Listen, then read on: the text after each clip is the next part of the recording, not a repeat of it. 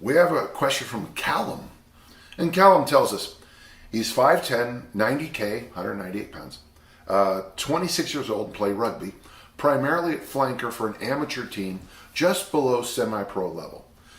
As we're not going to be playing rugby until January now, so I have another 3 months of training to prep myself.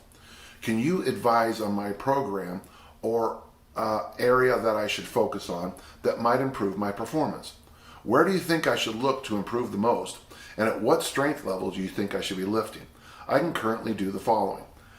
Don't forget, he weighs 90K, so he can bench 3x5 at 105, 231, squats 3x5 at 120, deadlift 2x5 at 130, 286, military press 135, 60K, and he can work out with 20 to 20K kettlebells. So, you're doing a lot of the standard, Jim Wendler 531 stuff, which is just fine. You didn't really share with me any conditioning. I put together what we call lift and sprints specifically for your sport and sports like yours, American football, rugby, and collision occupations. And that's where you take that kettlebell you have, you go out onto a field, ideally a field with a hill is the best, but we do what you do. And you do maybe 8 goblet squats, throw the bell and sprint. And it's got to be that fast. And then for you as a rugby player, you want to do them in both directions.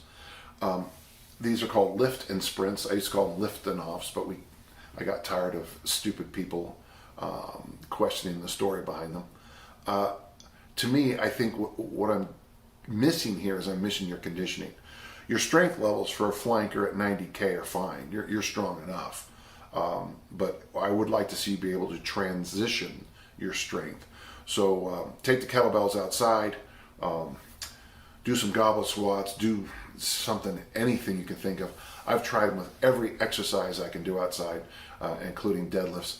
And after you get your 5, 8, 10, 12 reps in, you drop and sprint, or you drop and go up a hill, or drop and pull a sled.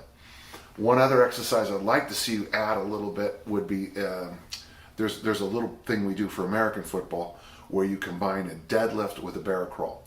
So you do a set of deadlifts, say a set of 5. In your case, you say you can do 130 for 5. So bring it down to maybe 120, maybe even lighter. Do a set of 5, immediately go to the ground and bear crawl maybe 20 meters to get yourself in that, what I call that gear change conditioning that's so important in rugby, American football, and collision occupations. The gear change, I'm sitting in a chair right now, but if I'm a police officer and I'm sitting in a chair and I see something happen, I have to get out of my chair, sprint after the bad guy, and do something. Well, that to me, I call that gear changes. So one of the things I want you to think about is gear changes, okay?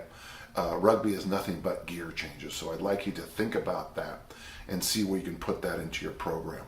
That is always the missing link I see. And there's one more in rugby. And the other one is tumbling. I don't think rugby athletes spend enough time practicing tumbling. Not only is it injury preventative, because you learn to hit the ground better, but it's also some of the best conditioning you can do for the sport. So lift and sprints, and work on that. The deadlift, bear crawl, and then tumbling as best as you can learn it. I hope that helps. Thank you.